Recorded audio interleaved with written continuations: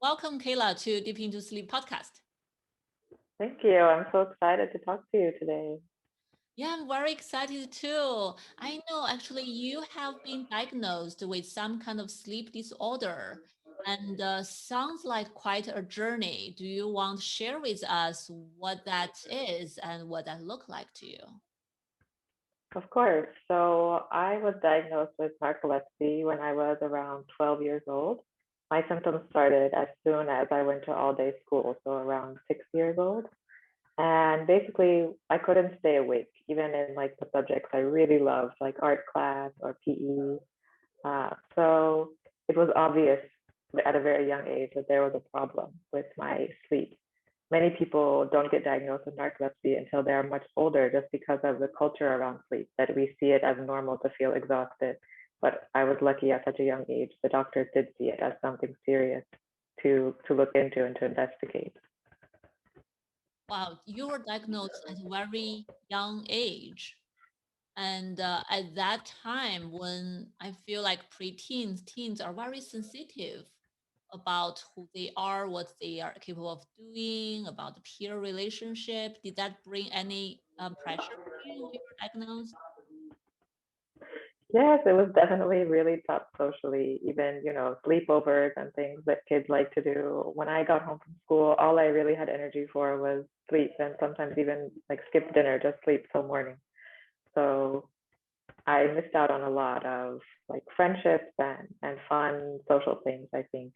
And then even through puberty, sleep has a lot of effect on your hormones. So I had a really tough time, early puberty, all of um, all of the negative side effects you can think of your hormones being out of balance at such a young age. I definitely had from my poor sleep. So it was really tough. And then it led to mental health issues as well. So Wow. Yeah, one thing lead to another. And when we are diagnosed, we struggle with certain symptoms and just impact our function, our life generally. yeah, definitely. I don't think I understood the impact of what diagnosis meant at the time. There was no Google. I just had like World Book Encyclopedia.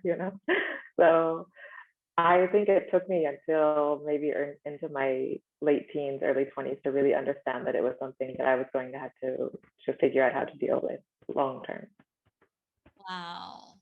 Then just think back now, look back, what is there a certain turning point for you to start, accept it or cope with it? Um, because I feel like it's possibly a quite different journey for everyone when they get a diagnosis that need a lot of work, a lot of lifelong management, things like that. Yeah, it definitely came in phases. There came a point where I had to deal with my mental health.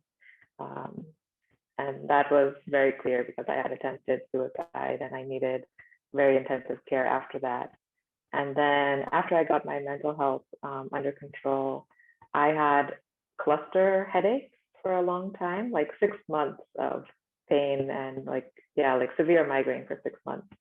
And the neurologist was really stumped. They couldn't find anything wrong, physically with my brain. And he said, let's go after sleep and see how that works. And honestly, that was the best thing that probably ever happened because once I got my sleep in order, I started to live life again. Oh, yeah. S- By listening to you, just make me feel like I possibly take a lot of things in life granted. That, I don't have to deal with all that and I just live my life. But for you, you have so much to manage first before you feel like you can really have your life back. Yeah, in some ways I'm grateful for it now because it has forced me to really filter down the things that really matter to me and to really focus on my health and connecting, mind, body, spirit, all of that together to really thrive because now I feel like I'm living a life I never dreamed I could have as a kid. So it's been actually good that these physical symptoms have pushed me to look inside myself for what's going on and how to connect more with my own power to heal my body and to feel good. Yeah. Wow, that's not easy. I know a lot of people when they have physical difficulties, when they have physical pain or challenges, not a lot of people look inside. A lot of people look outside.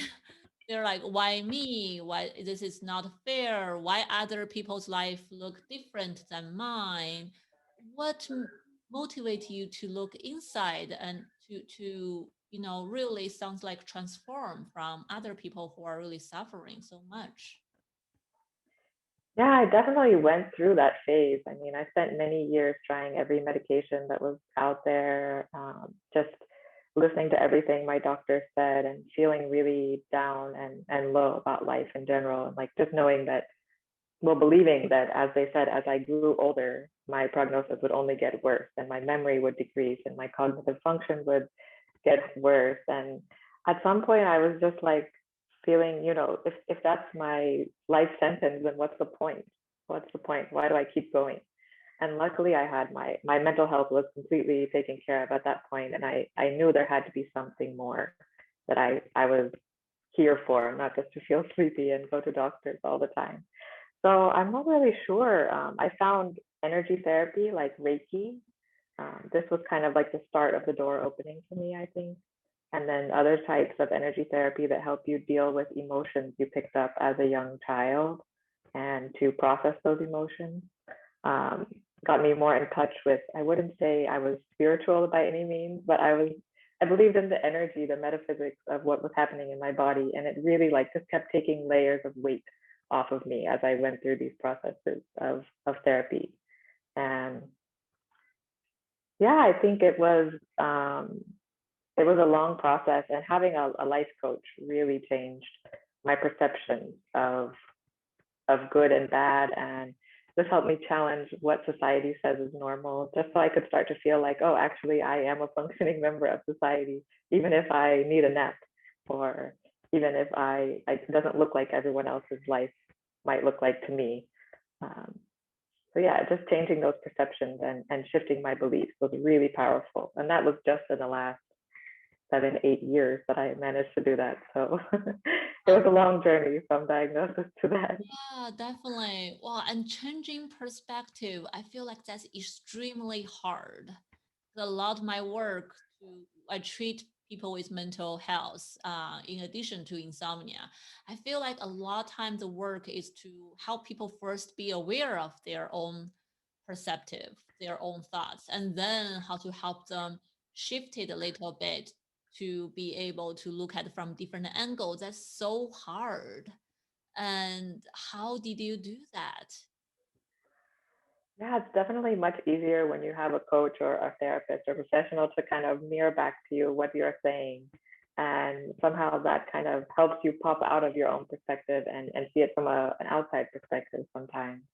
And there are a lot of types of I don't know, modalities that I have used, like hypnosis, using CBT, um, EFT, emotional freedom technique has been really helpful for shifting those perceptions and those beliefs. And yeah, just so many, just coming at it from every possible angle until I get the result I desire has kind of been my approach. Like if one thing doesn't work, then I try something else. There's no room for just giving up, basically. Wow, that's wonderful because sounds like you are such a fighter. You don't give up easily. You try whatever method out there, find out what really works for you. Yeah, I think years and years of not doing that and just going with the flow and doing whatever doctor said had trained me to be like, actually, if I tune in with my intuition and my body, like I actually know what's best usually. I actually have a lot of information that I can't find out in textbooks. And if I trust it, then I can keep increasing my vitality and how great I feel in life. So Yeah, and you just mentioned after you change the perspective, one thing you start realizing is with this diagnose, it's okay to experience certain things, and you can still do things, enjoy life while having this diagnose, and possibly have still have some of the symptoms popping up in life, right? So sounds like a very strong concept of acceptance and facing it. And well, it can be there. At the same time, I can enjoy my life. It does not have to be a block that until I remove it, I won't be happy. Yes, exactly. This was so important. This idea that no matter what's going on outside, I can be happy now. That that happiness in the moment, like I think drives me forward to the next thing I want to do. And if I wasn't able to be happy in any situation, it's much harder to run away from a bad feeling than to move towards a better one, right? So that was really life changing when I realized I don't need to get rid of this to be happy. I can be happy with an illness. I can be happy, you know, sitting at home with nobody around me. I can find the happiness within, and that's just been like an incredible life changing realization. Yeah, I really like it. I don't have to wait for it to be gone, to be over. Like my happiness is not in the future, like unpredictable future. It's right here, right now, every moment. No matter what's happening, I can still be peaceful, be calm, be happy. And wow, that's really valuable. I think that's a very valuable way of thinking of this. Yes, I actually learned that from a course online. I think it's from Harvard. It's called The Science of Happiness Oh with yeah. Dr. Laurie Santos. Have you heard of it? Yeah, I heard several versions of that. I think it comes from positive psychology originally. Yes. Yeah, Harvard, I think Dr. Ben Tyler, I think he had that very famous happiness class. And I don't know Okay. if there are other professors are teaching similar classes and teach us where happiness come from, what is happiness, and how that may work for us. I think I remember one part of that is about they are debating like where happiness come from. Is that the future, the past, or right here, right now, right? So it's when you mentioned that remind me of that. That's so interesting. Yeah, and some of the research they use really made an impact on me. Because yeah, I like everyone. I like to see the science behind why things work. So using that course to really dive into that research helped me believe the things I was seeing in my life were not just like I wasn't making it up, basically. Oh, cool. Do you still remember what research really resonates with you or on this topic? Yeah, actually, this idea of hedonic adaptation, like that as humans, we kind of come back to baseline no matter what happens. So I used to spend a lot of time worrying about how bad something could be in the future. Like, what if I go to the doctor and they say and this research shows that we come back to baseline much quicker than we think we would, and also that our like worst case scenario, we actually don't feel anywhere near as bad as we predicted. And so it just helped me like release worry a lot and release anxiety a lot because I realized I'm creating more stress in the moment than I will feel when I get there, and it's terrible because my body is like adapted to come back to baseline. I hope I explained that in a way that is okay to Yeah, yeah, totally. yeah And, understand. I know the research, so hopefully our audience can really get inspired by that because we all have this set point, right? No matter we Mm, won a lottery or we had a car accident, like very excited or very down, but naturally we have this bounce back mechanism inside of us. We always bounce back to this set point. yes. Uh-huh. Wow, that's really cool. It's always good for me to understand what really resonates with each person and what really helped them. Because to me, when I have read so much, I sometimes lose track of what really resonates with who. I remember when I do therapy, it always shocked me that I would say so much each session, right? And my clients, they often come back to me say, something you said last time really stays with me. I always excited. I was like, oh, really? What? But then they mentioned something. I was like, oh, I said that. It's not even possibly not my main point. It's just, to me, it's a very small thing. I just, it just come out as a like small point come along and I did not even pay attention. But somehow those random points stay with people and drive some change. So it's always interesting for me to understand, what, because I think it's very valuable what resonates with you.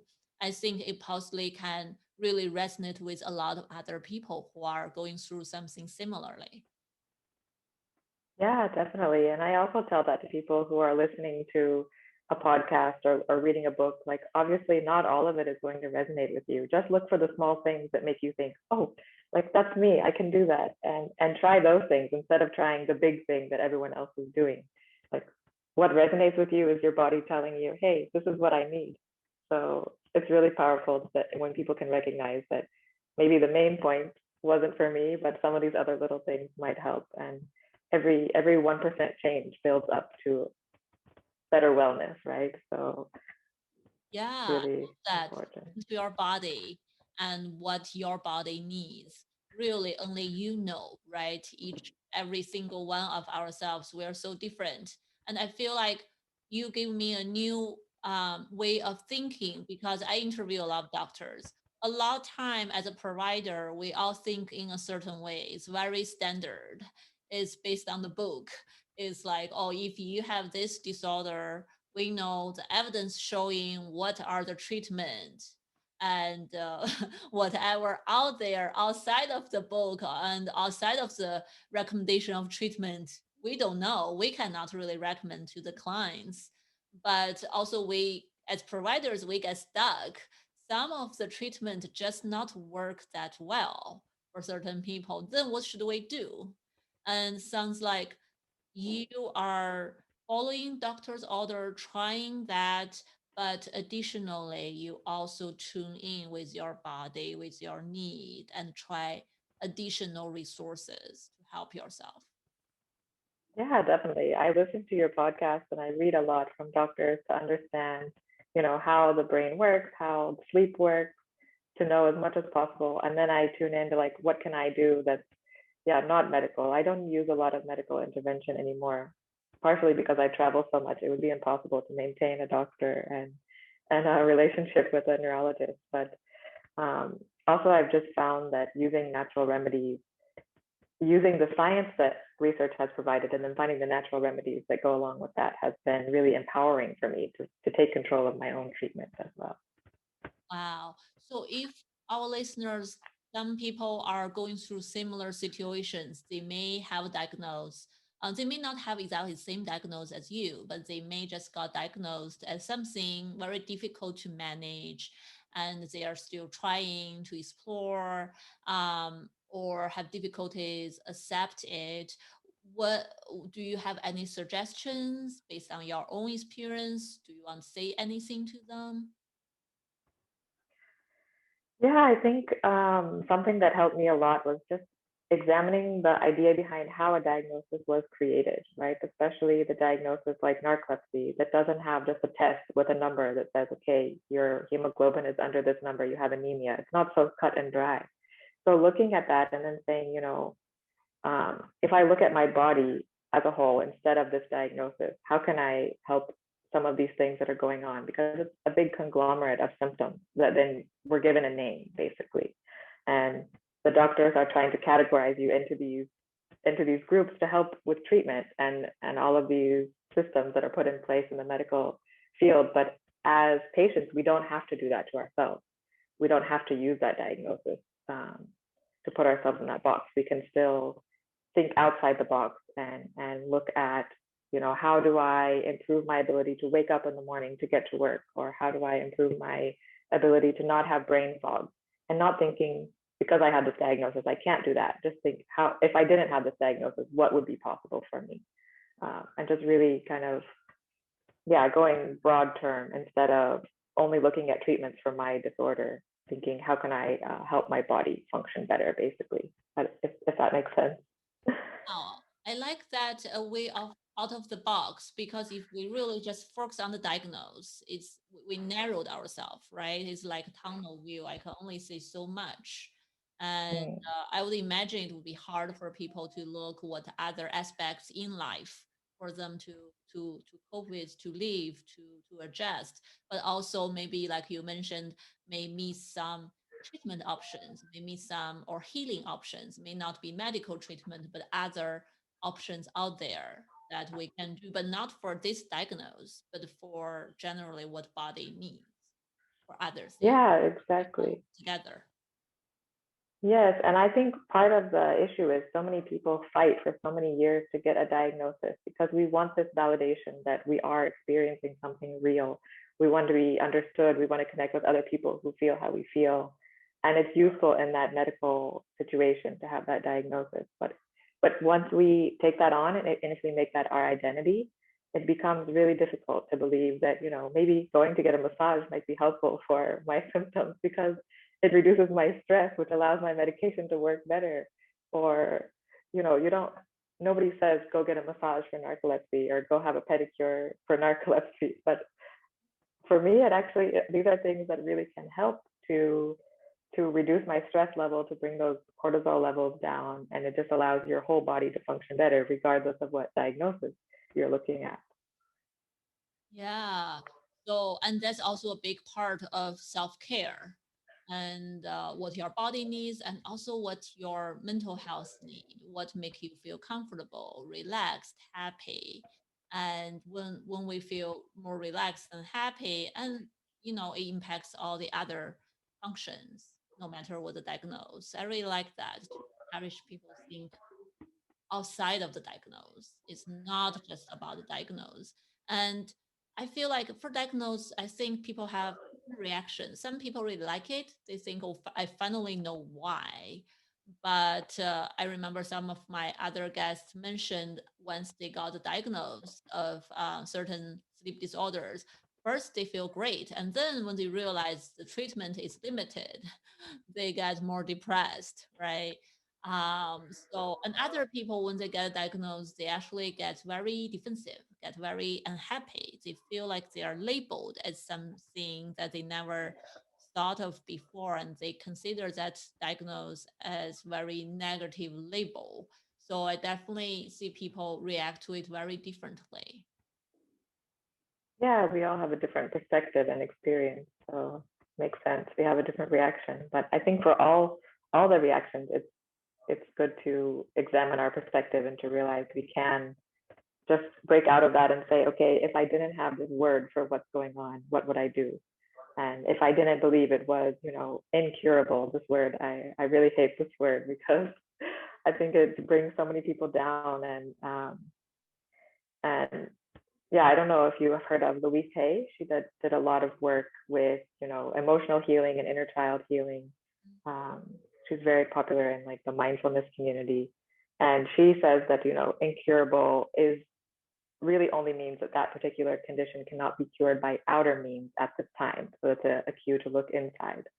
So that was really impactful for me when I found that and realized, this is not a life sentence. It's not like here's your jail cell, locking the key, throwing the key away, you're stuck inside. Like um, there are ways around that maybe we don't have science to back it up, but if you trust your intuition, you can find things that work.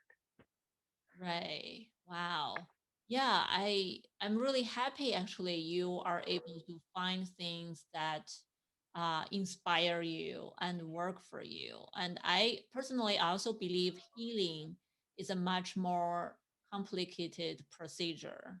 There are different format of healing, and medical treatment is only part of it. Psychological treatment is only part of it. I saw a lot of people also believe into spiritual healing and other, like you said, mind, body, spirit, this type of integrated healing. So I feel like healing can be so many different ways, but the power come from inside of us. We all need hope. I feel like you never give up in the journey of you searching for a method, for an answer, for help. You slowly find the hope inside of you, and that's so empowering. Yeah, definitely. And I didn't find like the spiritual connection until maybe 1 year ago. So it's probably the area I'm least comfortable talking and sharing about, but it definitely has played a role. And like, I feel I have more energy and more just excitement for life because of that part of it. Whereas before I was functioning very well, but I wasn't as excited as I am now just to be on earth, just to be alive. So Um, that's been really cool. Great, whatever works for you, right? That's Yeah. our like individual journey, whatever for each. work for each one of us. Gonna look slightly different, but you find something that works well for you, and you keep on adding little pieces on it. Just make your life better and better. Exactly. And that's why when people ask me, where do I start? I'm like, it depends on where you're at, right? If you are the spiritual person, then start with your spirituality. If you are the fitness exercise person, then start with that. It's really start where you're at and then take those tiny steps little by little. There's no prescription for the path to wellness either. Just like there's no pill for wellness. Yeah, There's no set, yeah, I like very that. personalized. Yeah, exactly. Sleep is so personalized, right? And I feel like healing from sleep disorders is also very personalized. But I really like what you said. Start where you are, and kind of where we are generally are where we are comfortable with, what we are good at, what we are familiar with, and start there. Have a foundation, build upon that. We can all have totally different foundation, but build upon adding different things eventually find what works for each one of us still can be something Yeah. good. Exactly, exactly. And if you feel overwhelmed with where to start, I think having somebody else to talk to about it, a coach, a therapist, whatever it is really powerful because sometimes you get paralyzed in that there are too many options. What do I do first? And then you end up doing nothing. So there's no shame in asking for help and getting someone else's feedback and accountability to start taking those steps as well. Yes. Wow. So find help, reach out for resources. And when ourselves feels like we are too desperate or lose hope, maybe there are someone else can help us to get through that tough time. Like I think your experience is very helpful for people to hear because you went through up and downs. You went through period time, get lost, no hope, but then you also get periods you find more resources, start building some hope and experience different things, and you keep on going. So I think that's encouraging for people to listen. That up and downs is normal, it's okay, and help resources are out there. We just it's just hard to find sometimes. Yes, exactly. Mm. Great. So, do you have any like websites or do you join any groups to help people be more aware of this or share your journey to more people so people can read more about it?